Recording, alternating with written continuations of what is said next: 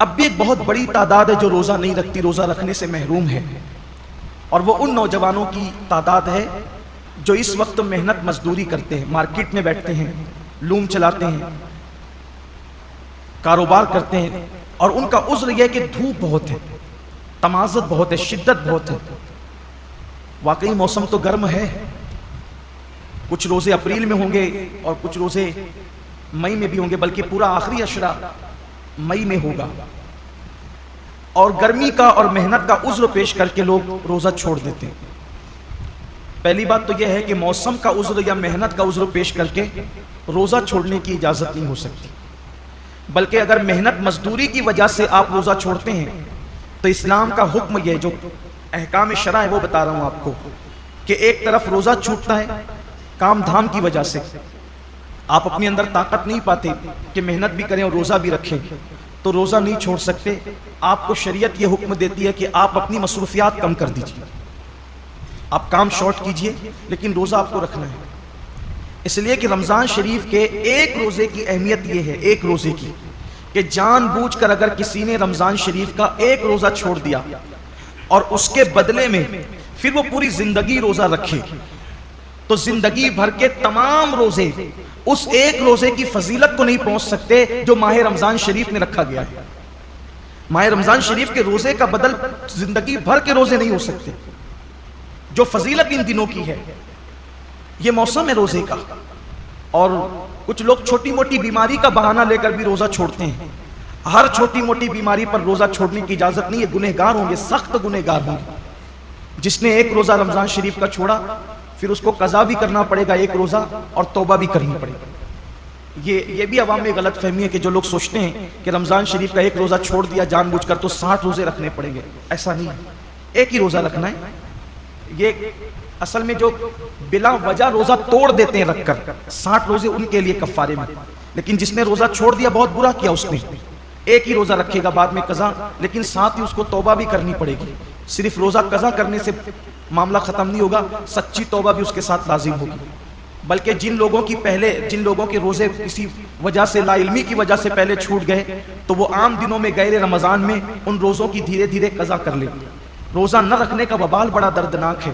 اللہ کے رسول صلی اللہ علیہ وآلہ وسلم فرماتے ہیں کہ میں نے جب شب معراج جہنم کا مشاہدہ کیا تو میں نے دیکھا کہ کچھ لوگوں کے جبڑوں کو آگ کی کینچی سے کاٹا جا رہا ہے۔ میں نے پوچھا جبریل یہ کون لوگ ہیں؟ عرض کیا یا رسول اللہ صلی اللہ علیہ وآلہ وسلم یہ آپ کی امت کے وہ لوگ ہیں جو ماہ رمضان شریف میں روزے نہیں رکھتے تھے۔ اس لیے یہ دنیا ہے، یہاں تو روتے گاتے گرتے پڑتے خوشی غمی میں زندگی کیسے بھی گزر جائے گی، لیکن ایک دن آخرت ہے، دنیا ختم ہونے والی ہے اور آخرت کبھی ختم نہیں ہوگی۔ آج عمل کر سکتے ہیں، اس کی اہمیت کا اندازہ نہیں ہے، جب اس عمل کا صلہ ملے گا اور عمل نہ کرنے پر سزا ملے گی تب انسان پچھتائے گا کہ کاش میں نے اس کا فائدہ اٹھا کر زندگی کا کچھ نیکیاں اکٹھا کر لی ہوتی، کچھ عمل کر لیا ہوتا۔ بلکہ مرنے والے اللہ کی بارگاہ میں منت کرتے ہیں کہ میرے اللہ ہمیں صرف 2 رکعت دنیا میں جا کر پڑھنے کی اجازت دے دے، لیکن ارشاد ہوتا ہے بندے جب ہم نے تجھے موقع دیا تھا اس وقت تو نے اس سے فائدہ نہیں اٹھایا، اب زندگی ختم ہو گئی ہے، اب دوبارہ کسی کو دنیا میں نہیں بھیجا جائے گا۔ اس لیے میں اپنے نوجوانوں سے کہتا ہوں بہانہ مت کیجیے، روزہ رکھنے والے کو صبر اللہ دیتا ہے۔ اور ایک بات آج آپ سے کہنا چاہتا ہوں، اگر کسی غربت کی، تنگ دستی کی یا محنت مزدوری کی وجہ سے آپ کا روزہ پر مشقت ہے، آپ کے روزے میں مشقت ہے، تکلیف ہے، تو یہ بات ہمیشہ یاد رکھیے گا کہ جس نیکی میں جتنی تکلیف ہوگی، جس نیکی میں جتنی تکلیف ہوگی اس کا صلہ اتنا بڑھا دیا جائے گا۔ روزہ رکھ کر اے سی میں سونے والوں کا ثواب الگ ہے اور روزہ رکھ کر لوم چلانے والوں کا ثواب الگ ہے، دونوں کا ثواب یکساں نہیں ہے۔ روزہ رکھ کر کے اے سی میں آفسوں میں بیٹھنے والوں کا اجر الگ ہے اور روزہ رکھ کر کے دھوپ میں مارکیٹ میں بیٹھنے والوں کا اجر الگ ہے۔ وجہ کیا ہے؟ دیکھیے ڈاکٹر اقبال نے اس فلسفے کو بہت اچھے سے سمجھایا ہے۔ اقبال کہتے ہیں الفاظ و معانی میں تفاوت نہیں لیکن، الفاظ و معانی میں تفاوت نہیں لیکن ملا کی اذان اور مجاہد کی اذان اور۔ جو مسجد کے اندر کھڑے ہو کر کے اذان دیتا ہے اس کے الفاظ بھی وہی ہے، اور جو مسجد کے اندر اذان پڑے اس کا معنی بھی وہی ہے، اور جو جہاد کے صحرا میں اذان دے اس کا معنی بھی وہی ہے اور اس کے الفاظ بھی وہی ہے، لیکن جو اذان کا ثواب مسجد میں کھڑے ہونے والے مؤذن کو ملتا ہے وہ مجاہد کو نہیں ملتا، اس لیے کہ دونوں کی اذان میں بڑا فرق ہے۔ مؤذن کی اذان پر چند لوگ مسجد میں آتے ہیں اور مجاہد کی اذان پر پوری قوم کو اللہ کامیابی اور فلاح عطا فرماتا ہے، دونوں میں بڑا فرق ہے۔ اس لیے کہ یہ اذان پنکھوں کے سائے میں ہے، یہ اذان چھت کے سائے میں ہے، یہ اذان راحتوں میں ہے، اور وہ اذان مشقتوں اور تلواروں کے سائے میں، دونوں میں فرق ہے۔ تو اسی طریقے سے اقبال کی فکر سے روشنی لے کر کہہ رہا ہوں، اور حدیث پاک کہ جس نیکی میں جتنی مشقت اور تکلیف ہوگی اس کا صلہ اتنا بڑھا دیا جائے گا۔ تو لوم چلانے والے مزدور کبھی غمگین نہ ہوں کہ کیسے کریں، ہمت سے کام لیجیے، جہنم مت خریدیے، جہنم کی کا عذاب مت خریدیے۔ اگر اللہ کی مرضی کسی کو مزدور بنایا، کسی کو سیٹ بنایا، لیکن آپ کو کام ہمت سے لینا ہے، اللہ اس کا صلہ بہت بڑھا دے گا، اللہ اس کا اجر بہت بڑھا دے گا۔ اور پھر کاش کہ ایسا ہوتا کہ اس سنت کو زندہ کیا جاتا کہ اللہ کے رسول علیہ السلام جب رمضان شریف آتا تھا تو خطبہ دیتے تھے اور فرماتے تھے، لوگوں جو تمہارے مزدور ہیں رمضان شریف میں ان کی مزدوری کچھ کم کر دو، یعنی ان مزدوروں کا کام کچھ کم، ان کو صلہ تو پورا دو، مزدوری پوری دو، لیکن ان کا کام کچھ کم کر دو، جیسے دوپہر میں ان کو سونے کا موقع دے دو۔ اب یہاں تو سیٹھوں کا حال یہ ہے کہ اگر مزدور نماز پڑھنے رمضان شریف میں بھی جائے تو ان کے ماتھے پہ شکن آتا ہے۔ یہ لوگ کہتے ہیں نا کہ حالانکہ سارے سیٹ ایسے نہیں ہیں، کچھ اگر سیٹ لوگ یہاں ہیں تو وہ برا نہیں مانے، مجھے تو لوگوں نے یہاں تک کیا کے بتایا کہ ایک سیٹ صاحب حافظ قرآن ہے، مجھے لوگوں نے نام کے ساتھ بتایا، میں نام نہیں لوں گا کیونکہ میں اللہ کے گھر میں واعظ و نصیحت کرنے کھڑا ہوا، غیبت کرنے کھڑا نہیں ہوا۔ کہا وہ حافظ قرآن ہے، وہ خود نماز میں گئے اور جب مزدور نماز پڑھ کر کے آئے تو انہوں نے کہا کہ اب جا تو نماز ہی پڑھتے رہے، یہاں سے نکل جا۔ یہ صورتحال ہے۔ پھر جس قوم کا حال یہ ہو کہ وہ اس قدر گندی سوچ کی حامل ہو جائے کہ وہ اپنے مزدور کو نماز پڑھنے تک جانے نہ دے، پھر ان کے کاروبار تباہ نہیں ہوں گے تو اور کیا ہوں گے؟ ان کے کاروبار کی ملائی دوسرے لوگ نہیں کھائیں گے تو کیا کریں گے؟ کل اور آج کے کاروبار میں کچھ فرق محسوس کرتے ہیں آپ؟ کل کی برکتوں میں اور آج کی برکتوں میں آپ کچھ فرق محسوس کرتے ہیں؟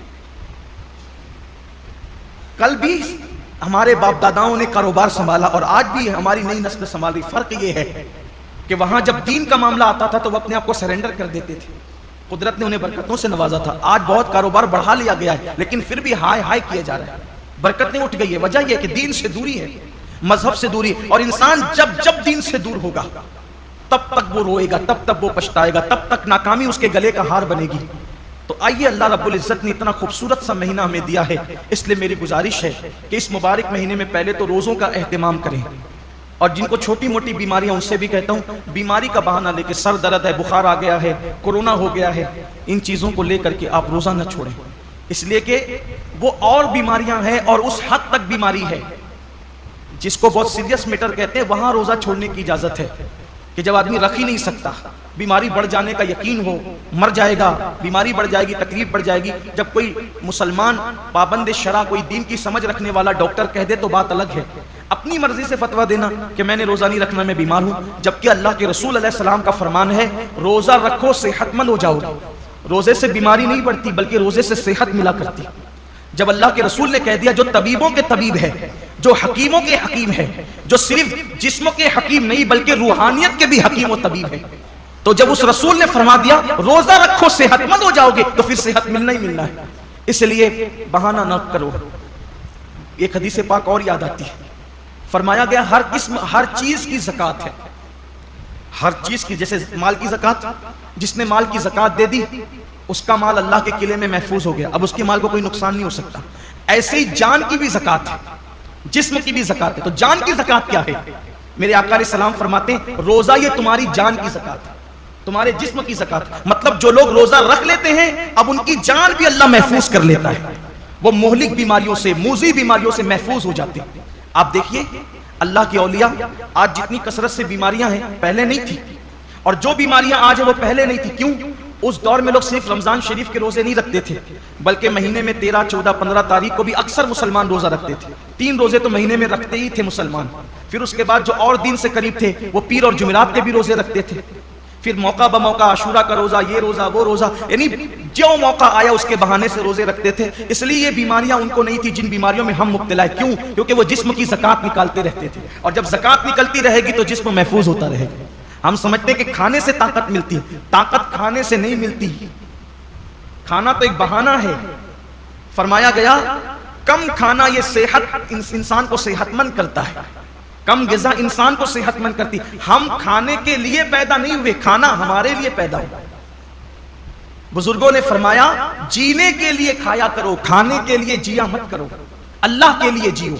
یہ انسان کی سوچ اور فکر ہونا چاہیے. تو پہلی چیز یہ ہے روزہ رکھیے، روزے کا اہتمام